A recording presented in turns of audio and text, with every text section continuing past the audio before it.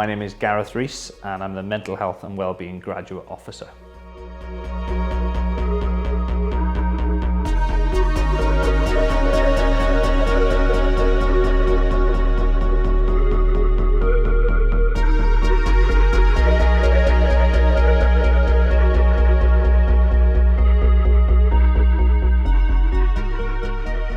So within my job, I work as part of the counselling team and I assess and triage clients and employees across RCT.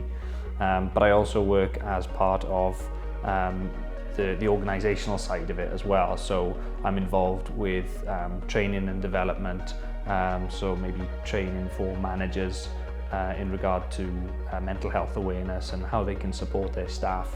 And then also involved in any projects that occupational health have got on at that time.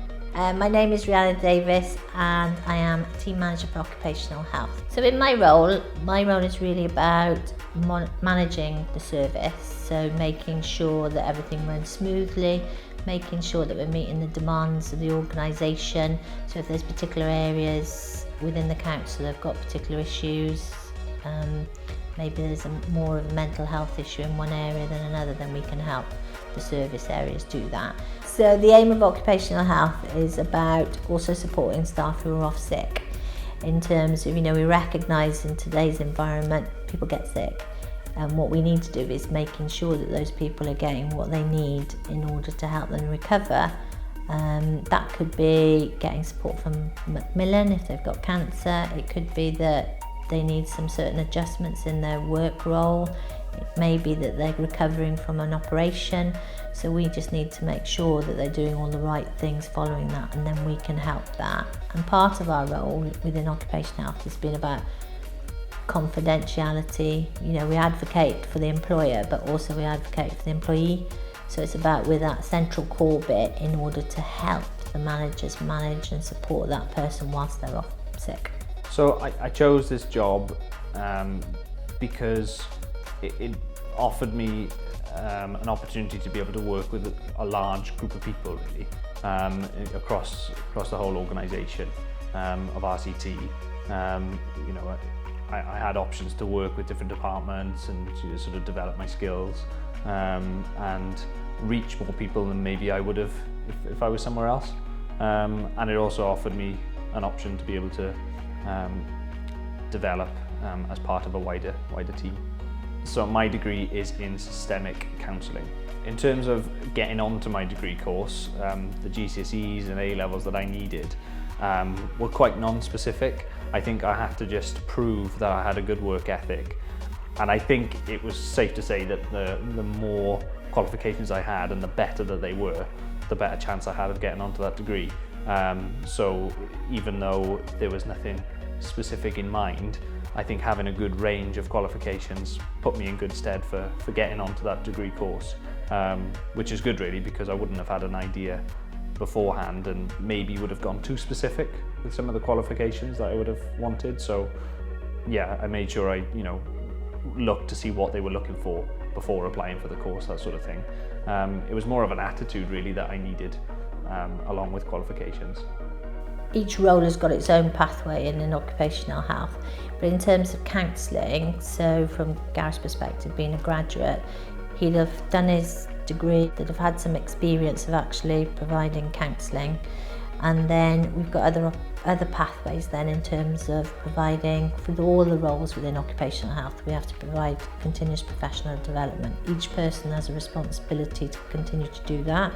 That can be done in different ways, attending courses, seminars, conferences, but we would develop Gareth in other areas. So he's currently doing his project management qualification, and then he'll move on to some other specific type of things, training. So we might provide things like trauma qualifications. If we're seeing lots of trauma cases, we may ask them to do some training on things like suicide or self-harm, and working with people who are experiencing that.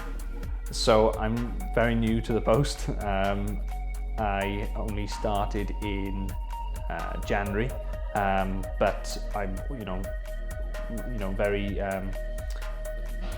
very integrated within the team already, very welcomed. So the salary that I earn in this role as part of the graduate scheme while I'm training is $27,000 a year, which has the potential to progress then when I finish, depending on what role I'm in, whether that's a managerial role or more senior role, within the realms of 30 to 40,000.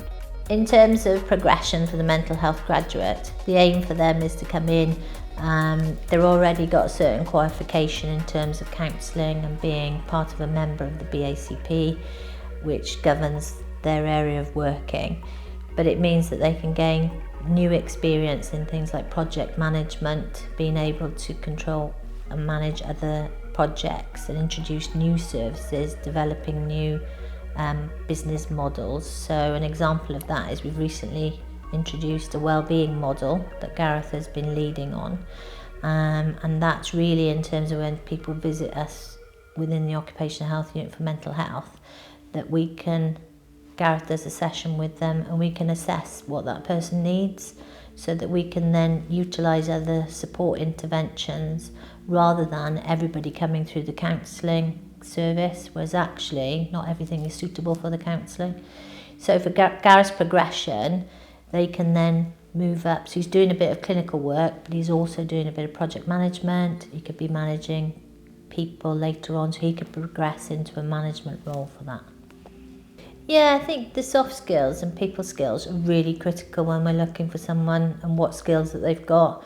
It's all about being able to talk to people and actually then look to see about how what that person needs, being able to gain that confidence with them.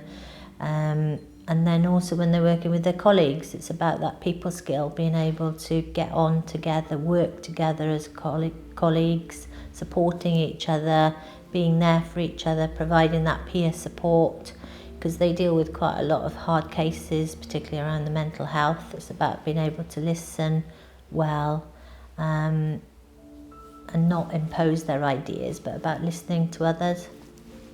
So the best aspects of my job is being able to work with a team that is focused on a shared goal, I suppose. There is independence in my job, but I'm not on my own. We work as part of a big team. So it's not all restricted to just typing away at a laptop or a keyboard. A large part of my job is having conversations, which is what I like doing. So I'm able to come away from the laptop or come away from the screen, and I'm just able to have some rich conversations about what do we want to do next, and that can be quite exciting. Yeah, so in terms of recruitment within occupational health, we have developed that we've got a need for someone. We'd look to see what we'd want that role to contribute towards the wider team, and then we'd look to create an advert for that. Then we'd use our recruitment system for all roles in order to recruit and interview people, and then sometimes we post them out in certain specific areas to do with occupational health. So we may use an occupational health magazine if we're looking for a specific, say like a nurse, or we use some networks that we're already contributing to. But generally it goes out on the website, LinkedIn, that kind of thing, where we advertise. And then we would shortlist the applications, and then once we've got that shortlist done, it's all competency based, so we'll be looking for a range of around 6 competencies through each post, and then we carry out interviews. Sometimes we do role plays, inbox exercises where we'll give a fictitious amount of things that people have to do, and then we ask them to complete a priority listing from that. We may use psychometric testing for some recruitments, particularly at the higher level, such as graduates, etc. And that just gives us different tools then to make the recruitment decision. So one of the reasons actually that I wanted to progress within a wider organisation was that, from my point of view as a counsellor, and this will apply to a lot of other jobs as well, I was quite restricted in the fact that I just had that sort of one route, and I think working as part of the council, you have the opportunity to tackle the problem from the other side. You know, being a counsellor on times from just the one side of, from, you know, this chair, I suppose, could be quite frustrating. You know, I had no opportunity to maybe reduce the counselling waiting list or anything like that. I just saw the people that were coming through the doors. Whereas now that I'm on the more operational side of things, I'm actually on the side of things that are trying to reduce that waiting list of clients coming in. So I think it opens up the door to be able to get involved with more things, really, and more opportunities.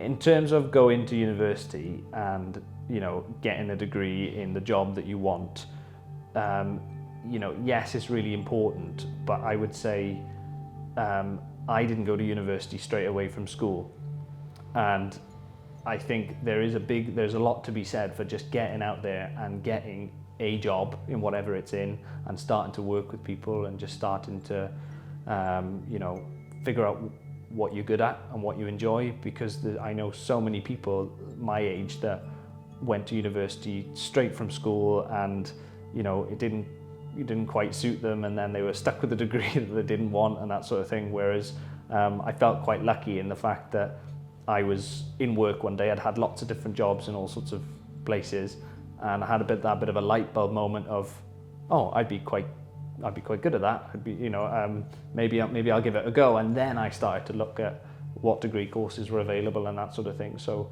that would be a bit of advice that I'd say if you are worried about what degree do I do, just get out there and find out what you're good at first.